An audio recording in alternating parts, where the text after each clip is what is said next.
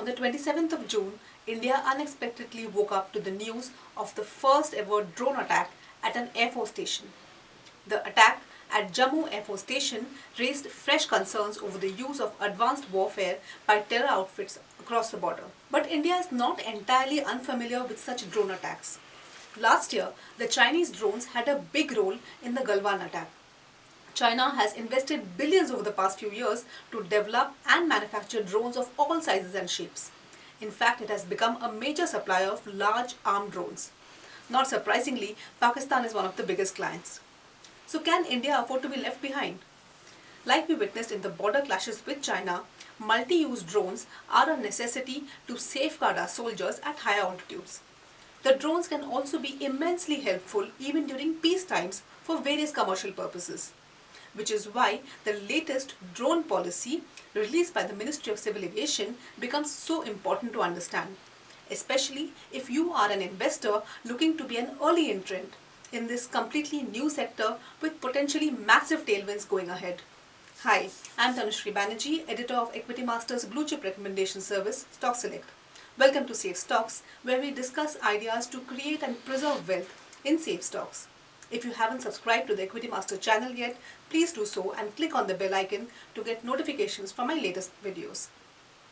So coming back to the drone manufacturing space in India. I have been researching this space in India for a few years now and have written several articles on this in Equitymaster's free newsletter, The Profit Hunter. You will find links to a few of them below. I believe the time has come for not just the government but also investors to pay keen attention to India's potential to become a major drone manufacturing hub. Why do I say so? So unmanned aerial vehicles, which are commonly called drones, come in various sizes and have various commercial uses like video photography, mapping, surveillance, deliveries, making announcements and spraying insecticides on farms, etc. Why, I'm sure you've seen the use of drones at weddings and public events.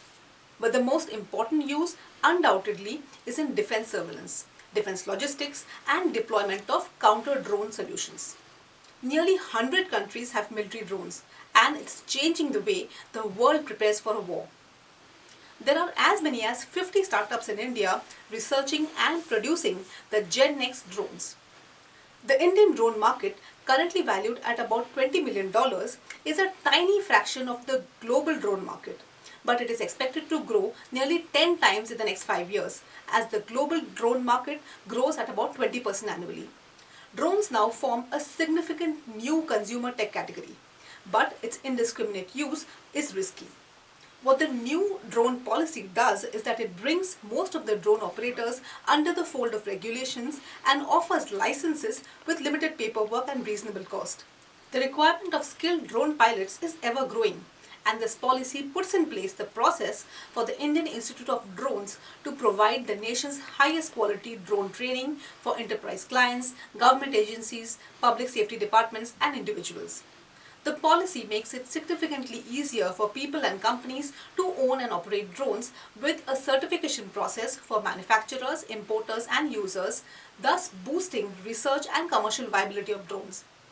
The government plans to open what is known as Digital Sky Platform, with which manufacturers will be able to use certification process from where they can have interactive airspace maps with green, yellow and red zones.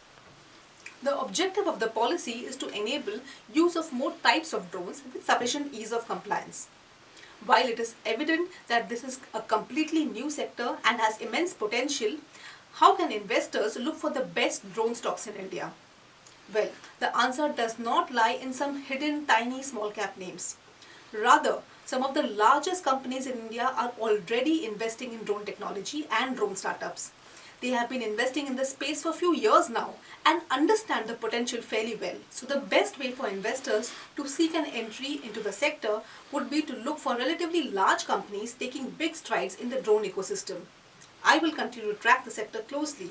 If you wish to stay updated on this topic, do watch out for my articles on India's drone stocks in Equitymaster's Profit Hunter.